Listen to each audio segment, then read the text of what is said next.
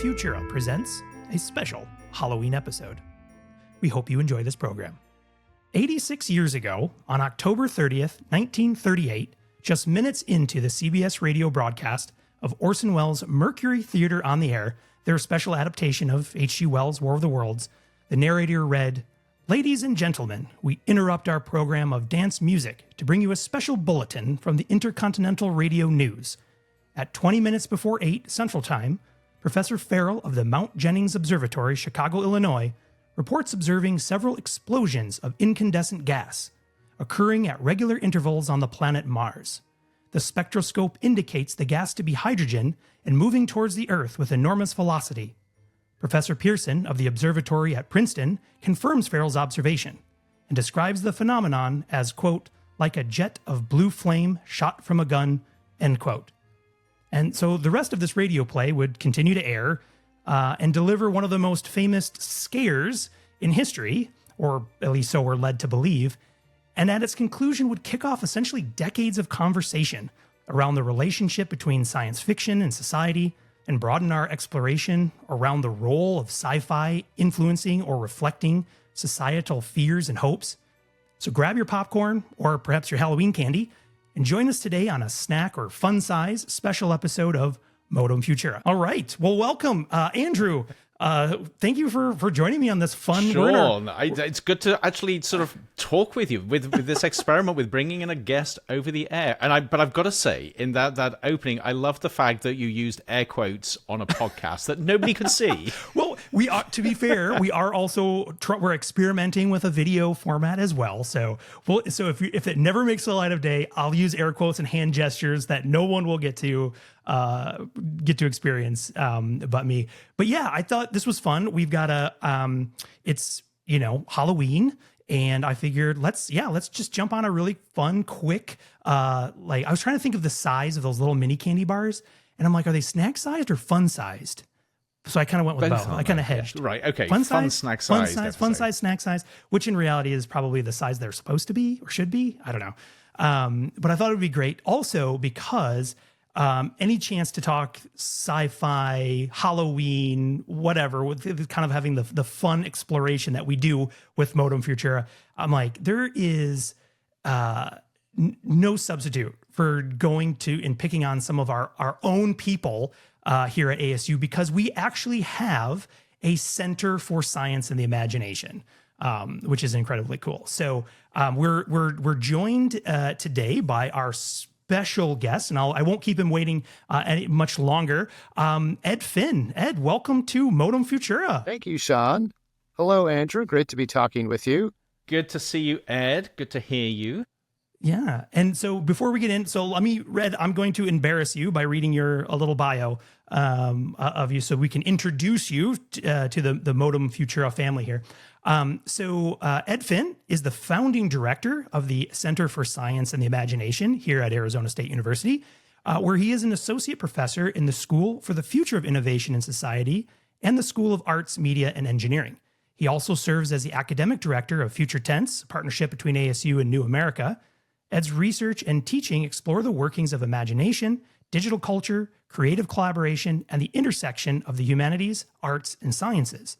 He is the author of What Algorithms Want, Imagination in the Age of Computing, and co-editor of Future Tense Fiction, Frankenstein, Annotated for Scientists, Engineers, and Creators of All Kinds, and Hieroglyph, Stories and Visions for a Better Future. So again, welcome to Modem Futura, Ed. I'm delighted to be here.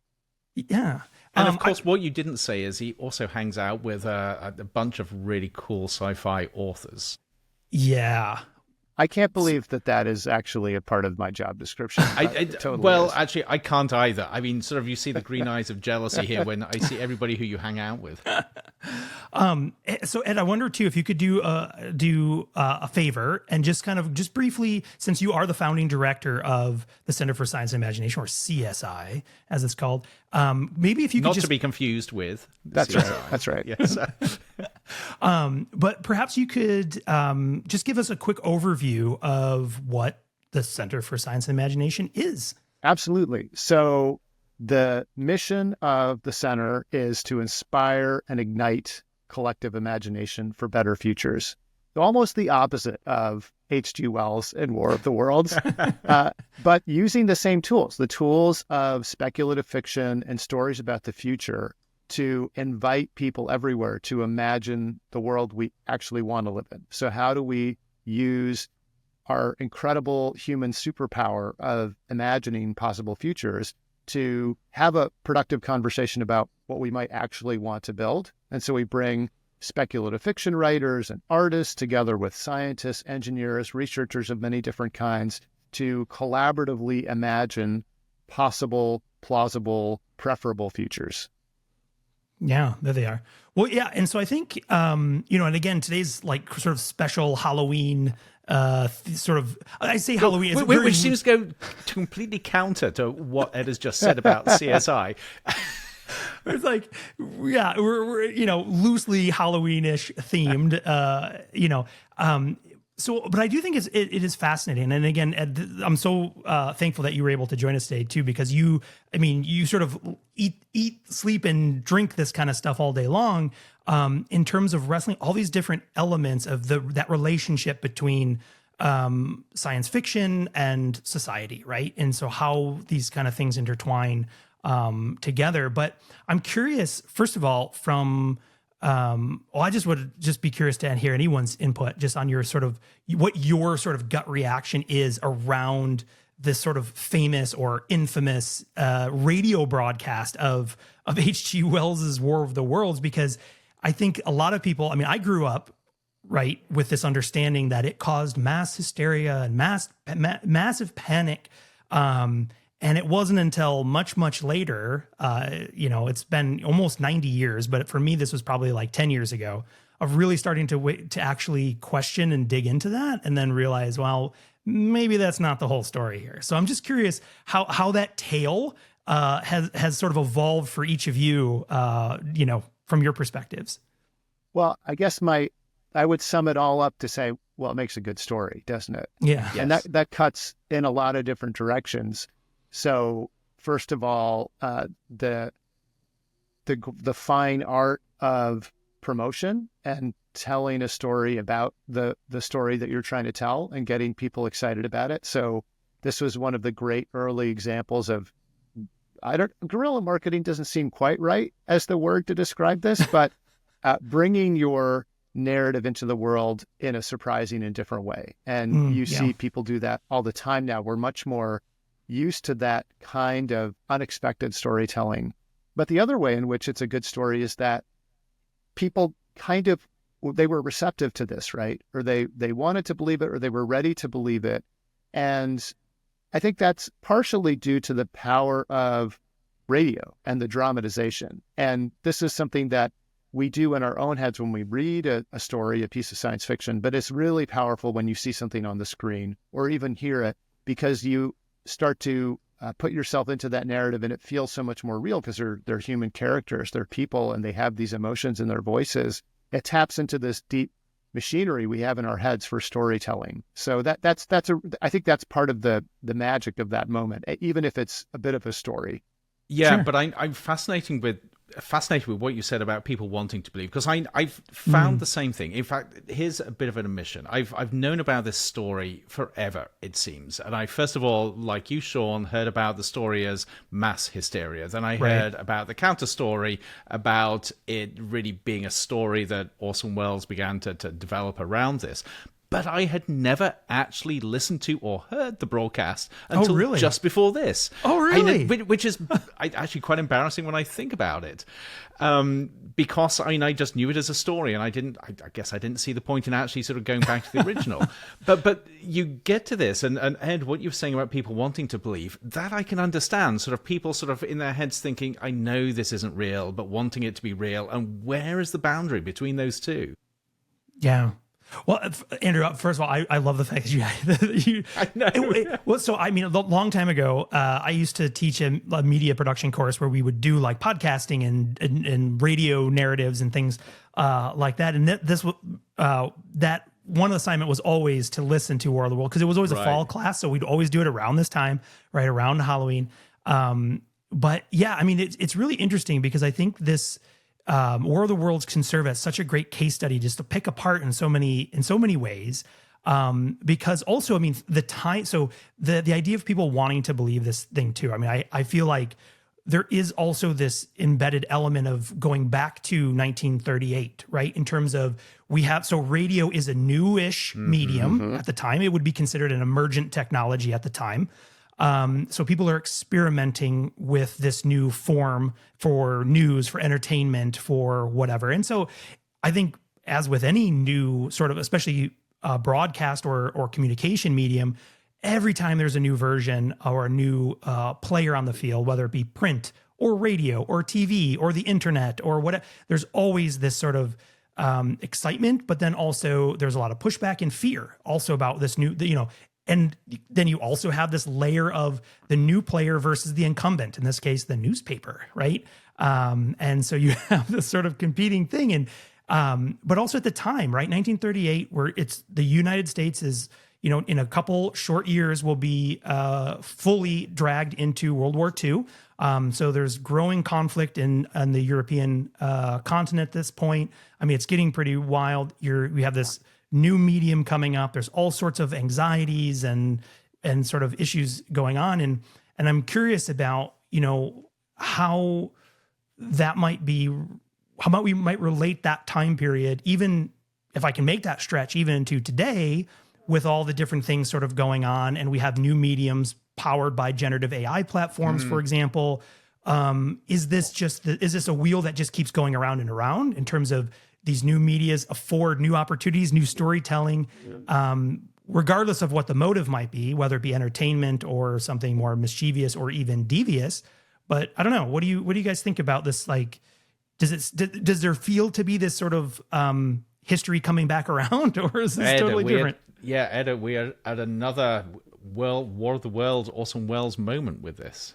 Well, the idea that's coming into my mind is technical fidelity.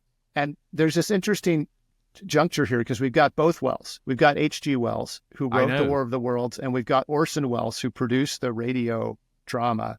And both of them were incredibly talented storytellers who pushed the technical limits of the things that were available to them. And H.G. Wells was famous for coming up with these really technically rich, detailed narratives about futures, predicting things like tanks, like atomic war, that inspired real technological innovation. And Orson Welles, of course, this incredible filmmaker and storyteller.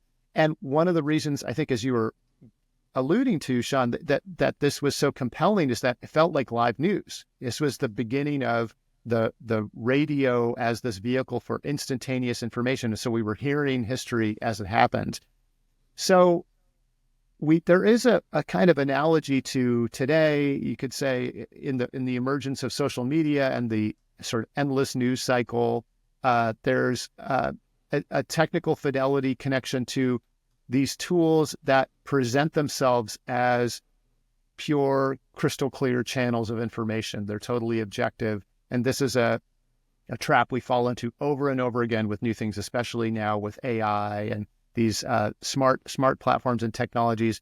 We have this fantasy that they're perfect, right? And so if the AI says that something is true, there are a lot of people who are swayed by that, even though, because we can put all the warning labels you want on this thing. People are really attracted to the high tech nature of this. Yep. So Ed, can I just pull you back on that point to something you said earlier about the medium of radio?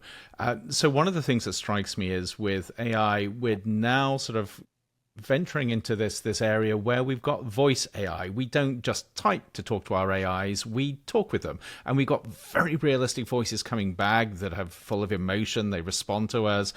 Is the same sort of thing potentially happening here where, yes, you can slap all the warning labels, as you say, on these things, but somehow that voice wheedles its way past all of those and we just want to believe it? Absolutely, because I think that the voice taps into these parts of our embodied consciousness and cognition that we don't have total volitional conscious control over. When you hear the emotion in my voice, you model that, you feel that a little bit. If I feel embarrassed, you feel a twinge of that. If you hear some pain in my voice, you feel a twinge of that. Parts of your brain that so deal you with think. pain. I love the fact that you think. Maybe not yeah, you. please. I don't know. Yeah. You've successfully convinced me that you're not a robot, but I do have a few lingering doubts. So and the parts of our brains that actually feel those feelings, the pain centers will light up for this mirror neuron type of behavior. So we don't have total volitional control over those parts of our brains. And so as machines start to pretend in more and more compelling ways, let's call it a wider register, right? Now that there's emotional tenor in the voice of something like OpenAI's new versions of their product, that is doing things to us that we don't have full conscious, we don't have as many defenses against. And so it's a brave new world. To bring in another reference. Well, it strikes me as you're describing that too. I mean, I think that you could also evoke, right? And if someone, I hope nobody's keeping a bingo card out there of like when we say those right words, or, but it's like, you can almost feel that the sort of the theory of mind being evoked when we're talking about exactly that. We're interpreting, or we're trying to understand a perspective of how someone or something is feeling, and then our own state is sort of, one, depending on our, emotional sensitivity, et cetera, we can adjust to it, but that we're starting to, even without doing it intentionally, that we're sort of having these reactions to these things and sharing in those fears and things like that too. Because I mean, it's fascinating. And we don't have to stick this conversation entirely around War of the Worlds either, because it is Halloween. So, but one thing I'd be curious too. So whether we're talking specifically about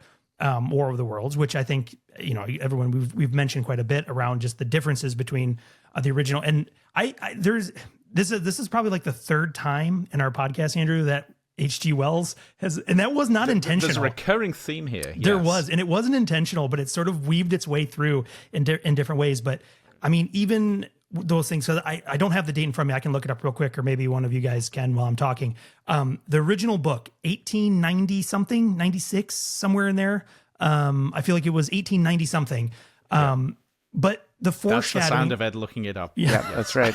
18. It sounds like a nice mechanical keyboard. Just about right. Yeah.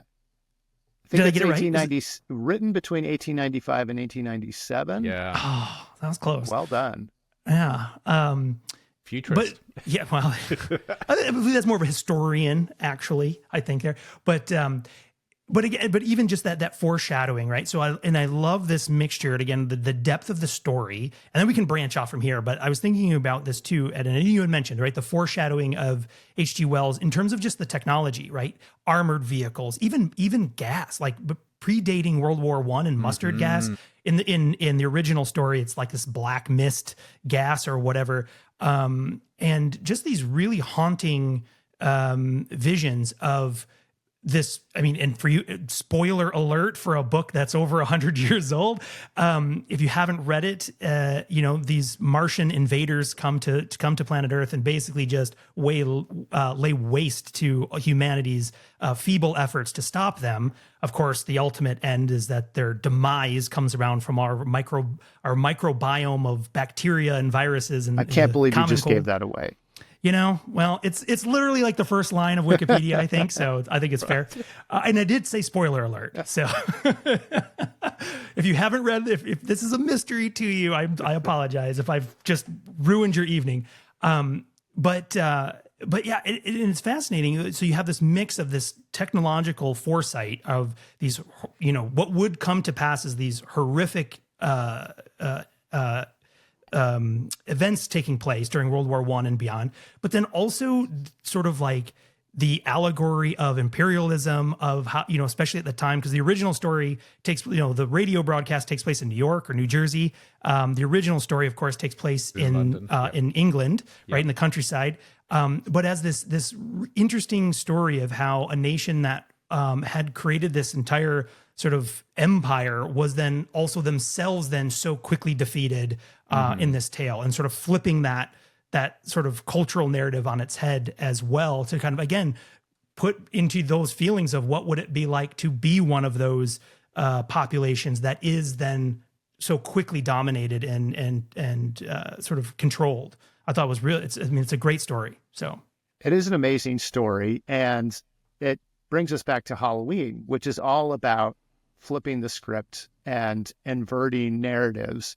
First of all, what is this bizarre pagan, festival doing in the middle of the Christian calendar season? And it's been totally adopted into a cultural narrative, plucked almost out of context, right? And it's become a very different, weird thing that involves massive quantities of processed sugar now, which I don't think was ever part of the traditional the traditional festival. But it's always been about these binary opposites and life and death and trespassing or passing over the boundaries between different worlds.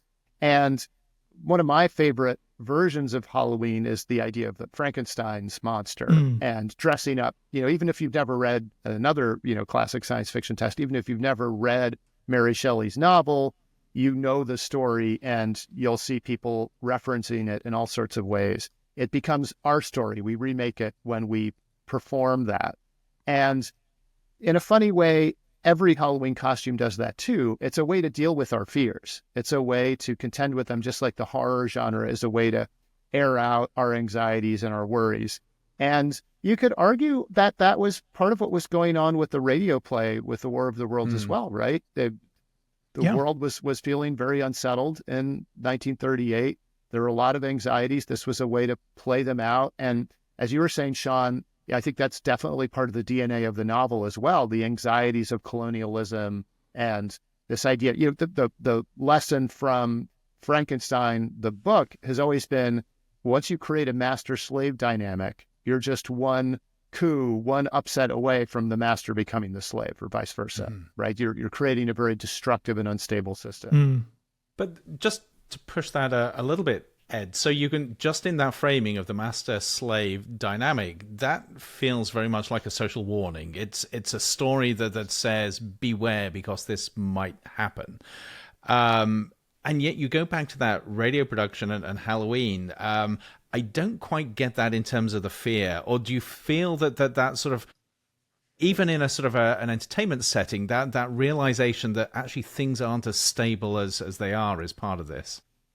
Well, I'd have to go back and listen because it's been a while, but I think that there's the spectacle, right? It starts off as being the spectacle of it's like a Michael Bay movie on the radio, right? There's bad things, explosions, things just are all happening. Pyrotechnics, all the time. I can't eye/ear candy. Right. There's some guy in a microphone making all sorts of crazy sounds, probably, and so. That is sort of exciting, but also unsettling at the same time, because it's pulling away the shroud or the protective sense of the layer of normalcy and saying like, oh no, the world could be upended in a minute. Now, is that intended to unsettle people or be a critique on the world order of the day? Maybe that's a stretch. I don't know, but it definitely is a move that's familiar to us because that's always an exciting narrative trope to say, oh, everything you thought you knew is wrong. It's gone. We're in a whole new situation now, and we don't know what's going to happen next. We're on the edges of our seats. Yeah. One thing I would draw a point to, and then we can jump to something else. So I will also put a plug in. We're not sponsored by them, but if you'd like to sponsor us, we'll talk to you. There's a great Audible version of H.G. Wells' War of the Worlds. It's narrated by David Tennant, and so it's really well done. But there's a scene, there's a vignette in that story where the unnamed sort of main character to which you experience this entire saga through is basically trying to survive in a broken out home while the Martians are doing like death sweeps and stuff like this. And he's in this dwelling with another human who's also surviving. And very quickly you have this single person, if you will, against these massive Martian invaders. The conflict becomes directly between these two humans on survival, right? That they're, and I feel like that power play between, it's not really, I mean, there's this massive catastrophe in this sense, it's alien invasions. You could substitute that for any existential sort of crises or threat.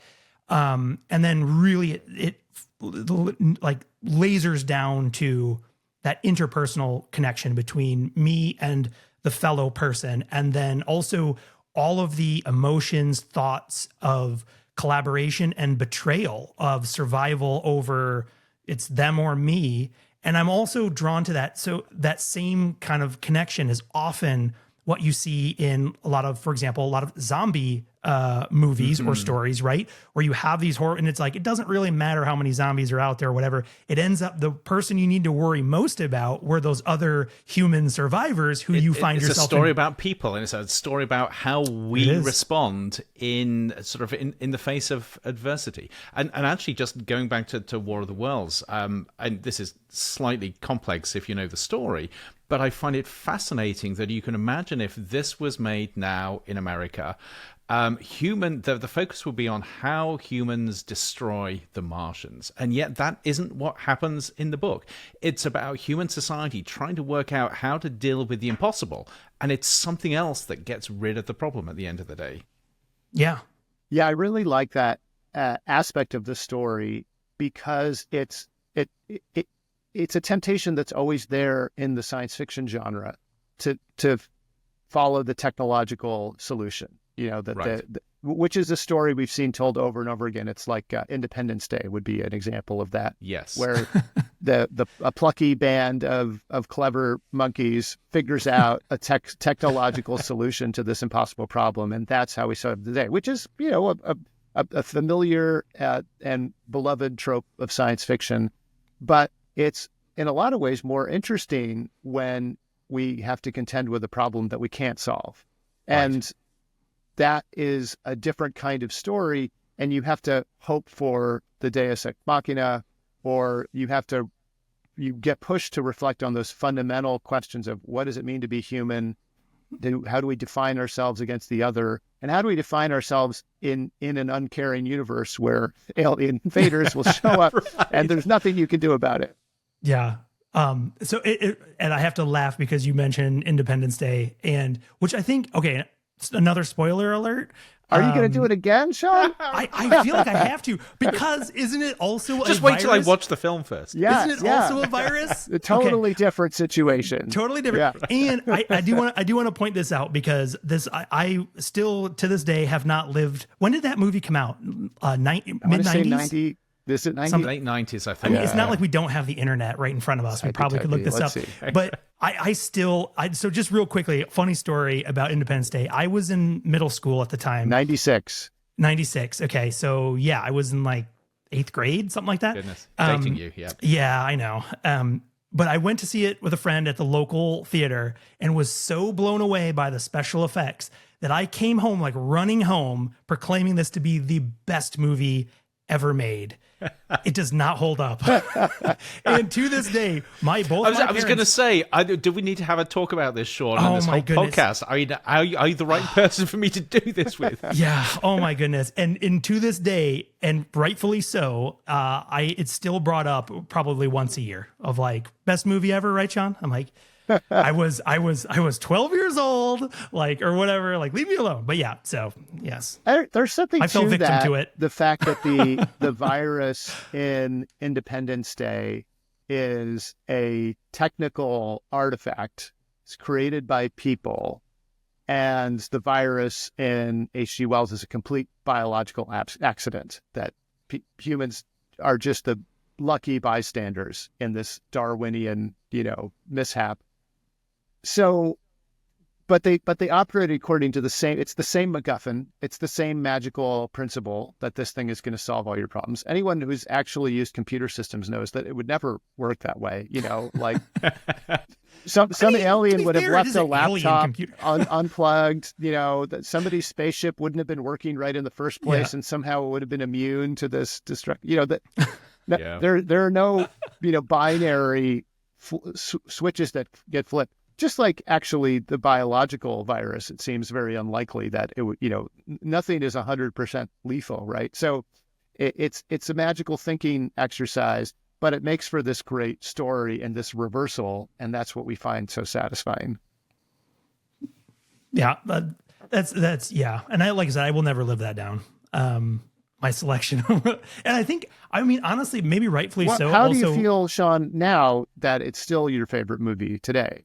I no longer, I'll tell you, the scars live on. I've never proclaimed any movie to be any good ever since that experience. No. So you're saying it's still the reigning champion. It's still your number one. I think it still remains the first and last movie I ever officially gave a rating to. I think you ought to own this, Sean. There's something about movies where if you enjoyed a movie, I think you ought to just own that and say, this was a great movie for me at the time. At the time it was, but the part that the part that stung the worst is, so the whole family came with me to see it again because it was so good on the strength of your and I don't remember and I don't remember the line, but it was one of the cheesy, and when you watch it now, I mean, it's just like there's just cringe moments where you're like, ooh, that's just. And at one of those points, I just remember seeing something out of my, side vision, and I look over, and I think it was my dad who just kind of leaned over and just looked at me like, really? And I just was like, I just sank back in my chair. I'm like, yep, sorry. My bad. So but I've got to tell you, I mean, I was having a conversation with a good producer friend some time ago about movies, and I happened to slip and talk about another movie where I said, not a good movie. And he looked at me and he said, there's no such thing as a bad movie. He said, you look at everything that goes into every single movie. Every movie is a good movie in some aspect. Thank you, Andrew. Amount of effort, the incredible number of battles and struggles that one has to go through to make any movie at all. There are thousands and thousands and thousands of movies that didn't make it, that didn't get made. So this is one of the ones that got made. Absolutely. All right. So we don't want to stretch this fun size out to a full size candy bar. Right. Yes. Yeah. But I would be curious because we're on Halloween, and I have some more admissions I can make later as well around all these things. I would be curious. It's Halloween time. Any like major favorites or automatic go-tos for yourselves or your families or your group of friends for Halloween time? Do you have a genre of, let me ask it this way too. If you're thinking about a different thing, some people love Halloween, love it. I'm not one of those. I've always enjoyed it. And I'm the Brit in the room. It confuses me. Actually, I've been here 20 odd years, so it doesn't confuse me as much now, but definitely it did when we first came to the States. Yeah. Really liked it in college. I'll tell you that. That was fun. It's a different kind of Halloween in college. But yeah, I don't know. Just curious. Nowadays, do you guys have any go-tos for, because I'm not a fan of I do not like scary movies. I'll just put that right out there. I don't. I can't watch them. I typically will not watch either scary movies or horror movies unless there is something compelling about the story. So there are some really good sci-fi examples. Alien is a perfect example of the sort of a sci-fi horror movie, but the story is so good. But generally, no, I won't watch them. Yeah, there's no movie that I turn to on Halloween. For me, Halloween is a hands-on holiday. It's the time of year where I'm maybe most engaged in actually making things, and I'm not like a huge crafting person, but I made a Lego costume, made a Lego brick costume one year for my son with real Lego bricks. No, actually, a giant piece of cardboard. I was imagining. But this year was a new height because he wanted to be a relatively obscure character or set of characters from this video game, The Legend of Zelda. And so there was no real costume available, so he had to make the costume. We got pieces of it. There are people who will sell you elements of this, but we 3D printed this mask, and over the weekend spent quite a bit of time painting and adding hat gluing stuff on and making this mask now it has a mohawk and it has these earring things. It's very elaborate. And so that's very hands-on stuff. And but when you as a parent, for me, that's what Halloween is. It's about helping the kids do their thing and attending the countless Halloween-related activities. And actually, one thing I would say is, to me, this is a very positive, upbeat holiday. Even though it's supposed to be about scary stuff, and horror. It's really about communities coming together and, yes, sort of maybe sort of having pretend frights, but actually everybody is really enjoying themselves and very sort of open and collegial. And I think there's just a great atmosphere around it. And actually, it takes me back to sort of where we opened with talking about your Center for Science and the Imagination, Ed, which is all about thinking about the future in positive ways. And I love the frisson that you have at Halloween, where the framing is about scare and fright, but the result is really sort of positive connections. I think that Halloween is about letting people take off their disguises and be who they really are. I love that. Yeah. By putting one on. Yeah. So that I have got to wonder this year how many people are going to go around with some instantiation of artificial intelligence. You're going to have the scary ChatGPT or whatever. Well, I think that's interesting. And it's going to be, is it going to look like a chat window?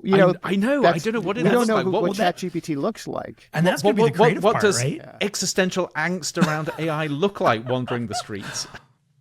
That's gonna be a good one. Yeah, I don't know.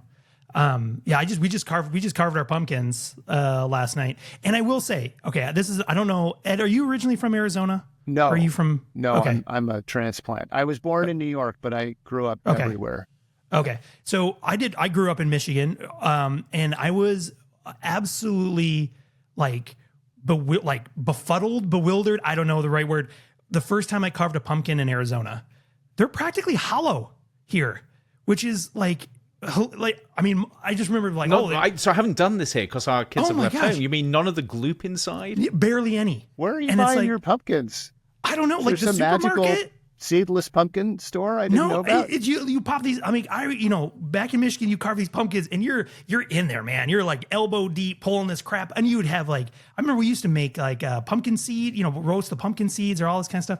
And yeah, here every year after year, I help my kids carve a Arizona pumpkin, and I open this thing up, and it's already practically hollow, and it's there's 10 seeds inside. You scoop it out, and you're done. I thought your story was going to end in a completely different place, which is that you carved your pumpkin, you put it outside, and by the next day, it has collapsed into a puddle of goo because it's 98 degrees outside. That's it. That's the other thing. Well, they're in the house now because we're recording this a couple days before Halloween itself, and it's that was the funny bit with my kids yesterday. They're like, "Can we keep it for what?" And I'm like, as soon as you're done trick or treating, that's going in the bin because it'll be a moldy, mushy, liquid mess by the morning. We carve our degrees on Halloween day, on that afternoon, in a frantic rush before the kids put their costumes on because otherwise they don't last. Yeah, they just melt. Sean, how do we get from collapsing pumpkins back to H.G. Wells' War of the Worlds? Collapsing society, pumpkins like the British Society in the original, it all collapsed.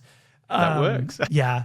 No, I think. I mean, I will. Though I wanted to mention too, because Andrew, you mentioned one of my favorites. I don't go around touting that and rating it, but is Alien. Also because, that for me, that movie is one of the absolute scariest. And part of that, of course, is always the fear of what you can't see in there. But yet when you do get these little glimpses of just how little master class in the fear of it's more scary for what you can't see than when you see the actual thing. On screen. But yeah, absolutely wild. And that brings us back to radio. It's what you can't see and you construct in your head. There we go.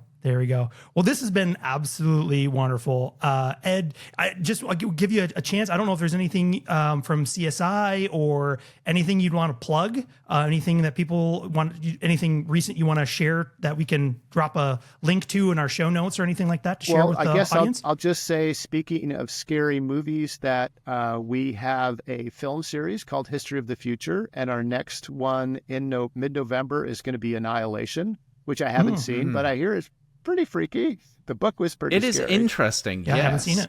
Yeah. So that is something that people can sign up for if they happen to be living in Arizona. And if not, we do a lot of great stuff online, like Free Fiction Fridays. They can follow us at Imagination ASU on all the socials and check out our many free works of science fiction at csi.asu.edu.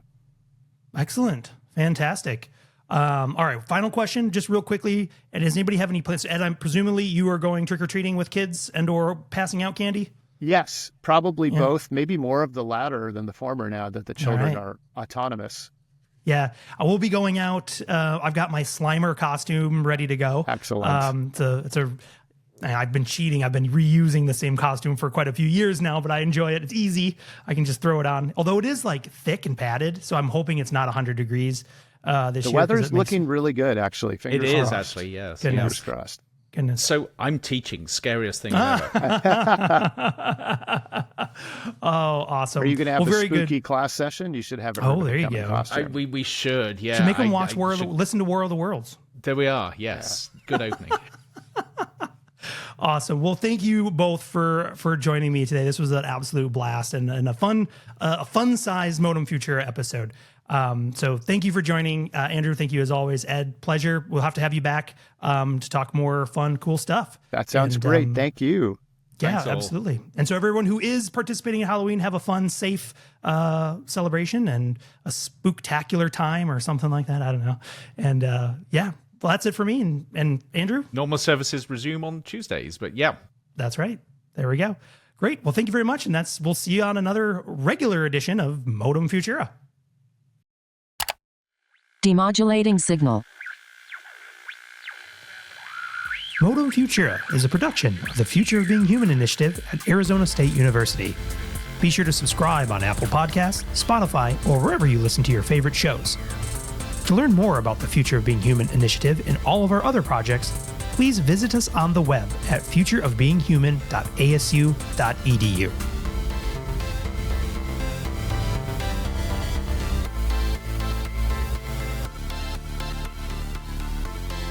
End transmission.